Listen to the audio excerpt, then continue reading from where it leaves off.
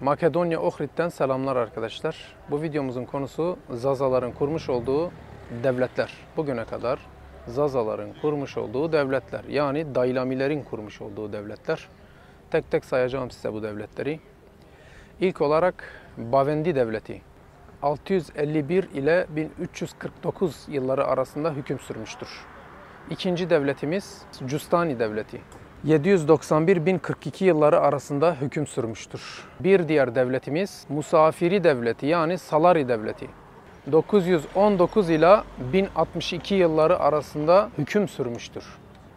Ziyari Devleti 927 ila 1090 yılları arasında hüküm sürmüştür.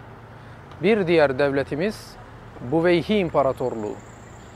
934 ila 1062 yılları arasında hüküm sürmüştür ki Daylami, Zaza halkının bilindik en büyük devletidir. Kurmuş olduğu en büyük devlettir. Zaza halkının kurmuş olduğu imparatorluk diyorum fakat sadece Zazalar olarak algılamayın. Çünkü Daylami halkı sadece Zaza grubundan oluşmamaktadır.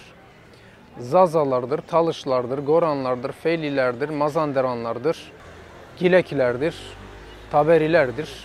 Böyle farklı gruplardan oluşmaktadır. Annazi Emirliği 990 ile 1116 yılları arasında hüküm sürmüştür ki bu beylik Feyli beyliğidir. Ben de Feyli Zazalardanım sevgili arkadaşlar. Feylilerin ismi Peyli olup Zazaca'daki pil kelimesidir. Pil peyl yani büyük anlamına gelmektedir. Bu konu hakkında sizlere kapsamlı bir bilgi aktaracağım başka bir videoda. Bir diğer devletimiz Kakui Devleti 1008 ila 1274 yılları arasında hüküm sürmüştür. Bir diğer Zaza Daylami Devleti Mirdasi Beyliği 1049 ila 1845 yılları arasında hüküm sürmüştür.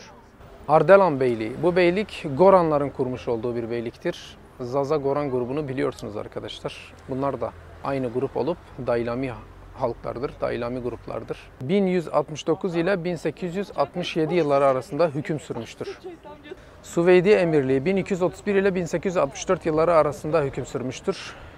Bu da Zazaların kurmuş olduğu bir emirliktir. Bundan Pazuki Emirliği de çıkmıştır. Pazuki Emirliği de uzun bir süre hüküm sürmüştür sevgili arkadaşlar. Bugün Pazukiler Şanlıurfa'da Beski aşireti olarak biliniyorlar. Hilvan ile Bozova ilçelerinden meskundurlar. 500 bin kadar bir nüfusa sahip olup Kürtleşmişlerdir. İşte Kürtleşen aşiretler ile alakalı, Kürtleşen Zaza aşiretleri ile alakalı da bir video yapacağım yine. Bir diğer devletimiz Karadeniz'de kurulmuş olan Pervane Oğulları Beyliği. 1277 ila 1322 yılları arasında hüküm sürmüştür.